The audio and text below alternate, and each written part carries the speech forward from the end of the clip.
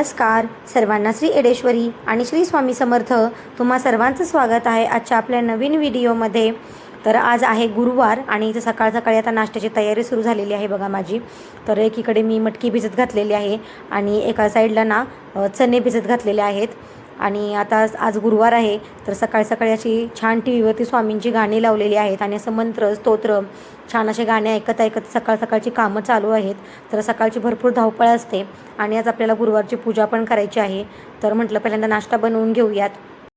आता उन्हाळा चालू आहे त्यामुळं कडधान्याला ना मोड पण खूप छान येतात. त्यामुळं नाश्त्यासाठी किंवा भाजीसाठी रोज मी एक कडधान्य भिजत घालते.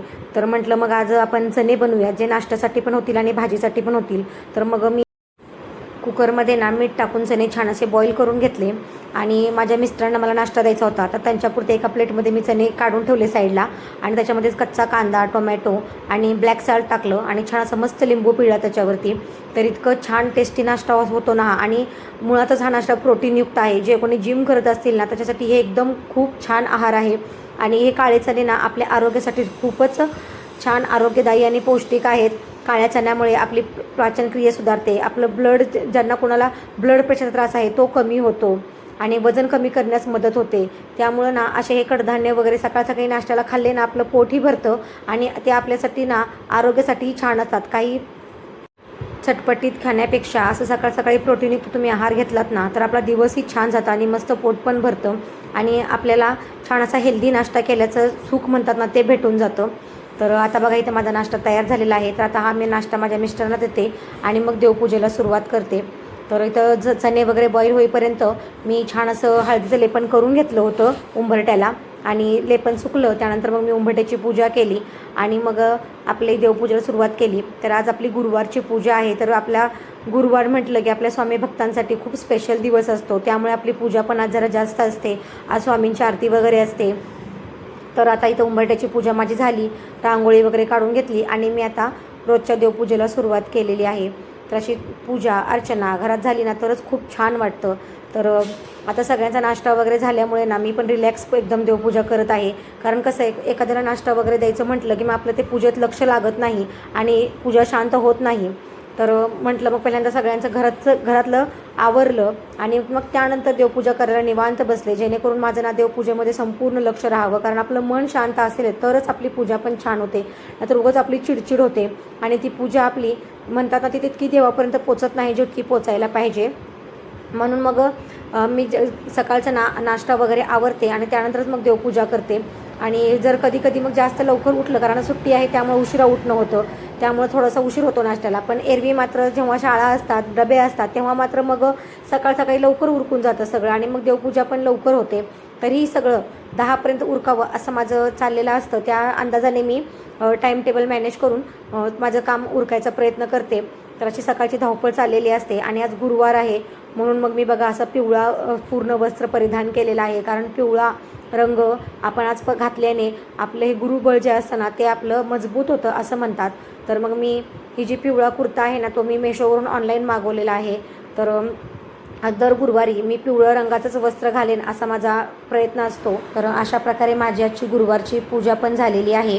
तर आता पूजा झाल्यानंतर मला स्वामींची आरती पण घ्यायची होती. तर स्वामींची आरती वगैरे पण घेतली मी संपूर्ण देवपूजा झाल्यानंतर. तर अशी गुरुवारची सकाळ ना एकदम सुंदर अशी सुरुवात झाली ना खरंच खूप छान वाटतं.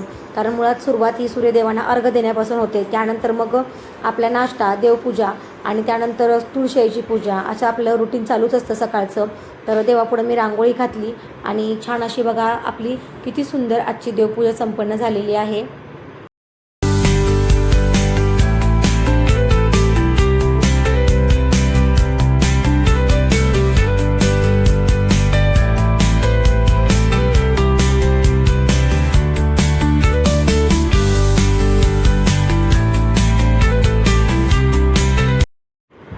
तर सकाळच्या सेवा, पूजा, अर्चना, आरती वगैरे सर्व उरकलं आणि आता वेळ झालेली आहे तर दुपारचं जेवण बनवायची.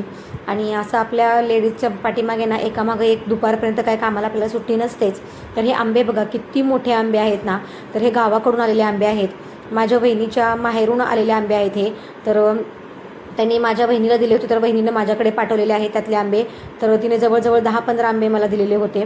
तर हे आंबे ना इतके रसाळ आणि गोड आहेत ना, खूपच छान आंबे आहेत. आणि शेतातले आंबे असल्यामुळे ना ते स्वतः असे उतरवून म्हणतात ना ते असे छान असं गावाकडच्या पद्धतीनं असं करंडीमध्ये काढून छान असे पिकवलेले आहेत, ज्याने की तिथे केमिकलयुक्त असं पद्धतीने पिकवलेले नाही आहेत, ते एकदम ऑर्गॅनिक पद्धतीने पिकवलेले आहेत.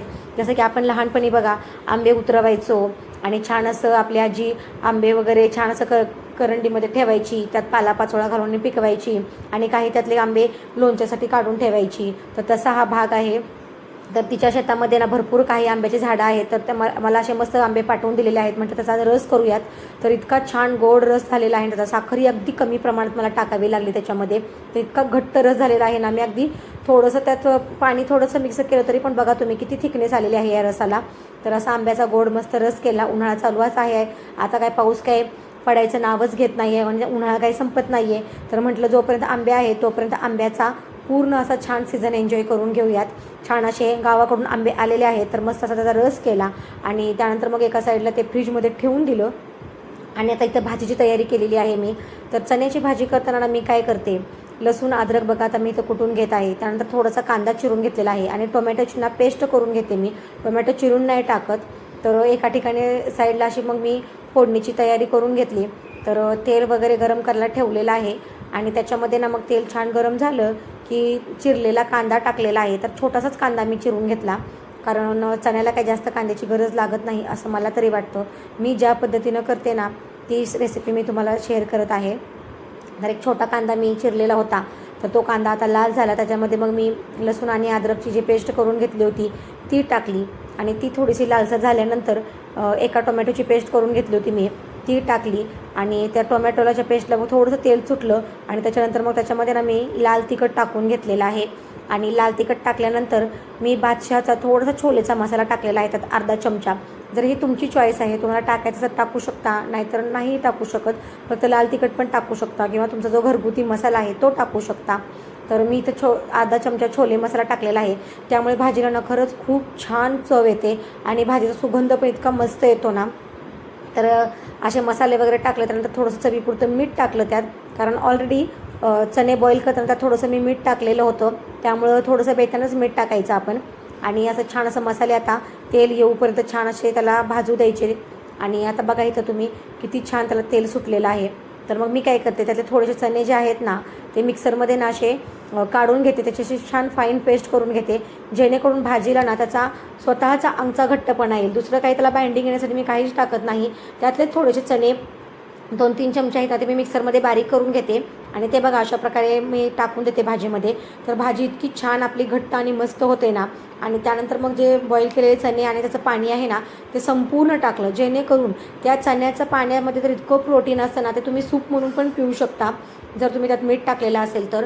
कारण ते पाण्यामध्ये पण ना त्याचं सगळं अर्ग उतरलेला असतो आणि खूपच चविष्ट असं त्याची भाजी होते. तर इथं बघा आता भाजी फोडणी टाकून झालेली आहे आणि आता ही ना मी थोडंसं त्यानंतर तेल सुटेपर्यंत त्याला कढी येऊपर्यंत ठेवते आणि त्यानंतर आपली भाजी तयार झाली. तर अशा प्रकारे भाजी केली इतकी चविष्ट होते ना काळ्या चण्याची भाजी. आमच्या घरात तर सर्वांची फेवरेट आहे ही भाजी. तर एका साईडला मग मी इकडं चपात्या पण करून घेतल्या लगेचच. आपल्याला ना उन्हाळ्यामध्ये म्हणा किंवा कोणताही सीझन असेल त्या सीझनमध्ये जर आपण ते फ्रूट वगैरे खाल्ले ना तर आपल्याला रोगप्रतिकारक शक्ती वगैरे वाढते त्याच्यामुळे. तर आपल्याला उन्हाळ्यामध्ये बघा आता रानमेवे भरपूर भेटतात. जांभूळ म्हणा, जे आपल्याला रस्त्याच्या कडेला बायका विकणारे असतात, थोडीशी त्यांनाही मदत होते आणि आपल्यालाही वेगळे वेगळे रानमेवे वगैरे खायला भेटतात. आणि ते रानमेवे वगैरे ना आपली आतून रोगप्रतिकारक शक्ती वाढवत असतात आणि फक्त ते उन्हाळ्यामध्येच भेटतात. तर याचा आपण पुरेपूर उपभोग घ्यायला पाहिजे. जसं की आंबे कसे सर्वांचे फेवरेट आहेत, आपण आंबे आवर्जून जातो बाजारातून आणतो, त्याचं रस म्हणा किंवा वेगवेगळे काही आपण वस्तू करून खातो. तसेच रानमेवे वगैरे पण खूप खायचे महत्त्वाचे आहेत. तर इथं बघा आता माझा स्वयंपाक झालेला आहे. तर आंब्याचा रस, काळ्या चण्याची भाजी आणि चपाती असा आजचा बेत होता. असा छोटासा आजचा व्हिडिओ होता. व्हिडिओ आवडल्यास व्हिडिओला लाईक करा, शेअर करा आणि सबस्क्राईब करा. भेटूयात पुढच्या नवीन व्हिडिओमध्ये. तोपर्यंत सर्वांना बाय आणि श्री स्वामी समर्थ.